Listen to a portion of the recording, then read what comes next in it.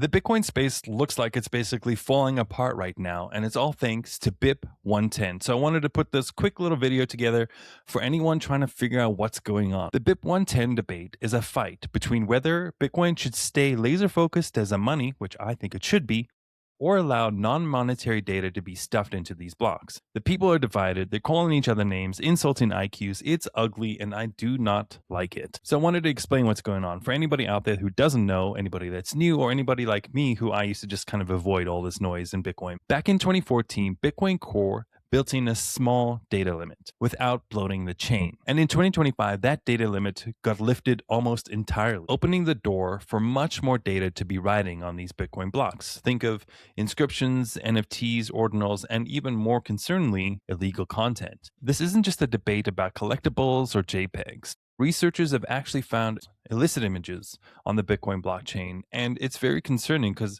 in my mind, it kind of makes you wonder who would actually want to do that. If you're a Bitcoiner who's into Bitcoin to the point where you know how to add non-monetary data to these transactions and you're putting images that shouldn't be on there, it's a really interesting and weird situation to think of where Bitcoin is at that point. As we know, every full node downloads the same software. They download every transaction from the Genesis block to today, which means they will also be downloading any illicit images that's on the blockchain that somebody else had put on there.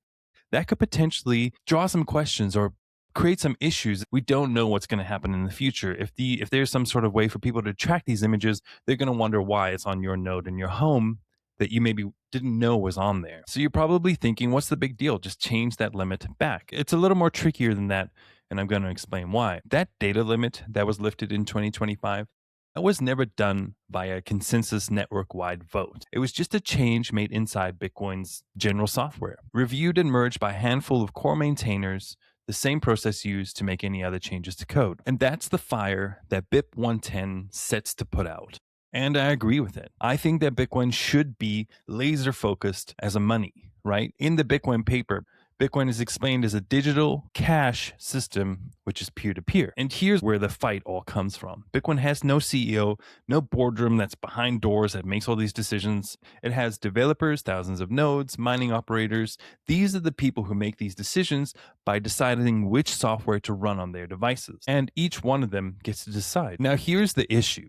That change in 2025 to remove the data limit, like I had mentioned, was done via a core maintainer's software change. Now, in order for Bitcoin to limit or stop this non-monetary data showing up on Bitcoin, it needs a consensus vote. Because Bitcoin has all these moving parts like developers and node operators and mining pools, it requires all of these people to come together and make a decision. So a change like that actually requires real consensus. It means everybody with a stake gets to argue, push back, and slow things down if they are not convinced. This BIP was put forth by one person and only requires 55% of the consensus vote, which can be an issue for a lot of people, and it makes things even messier.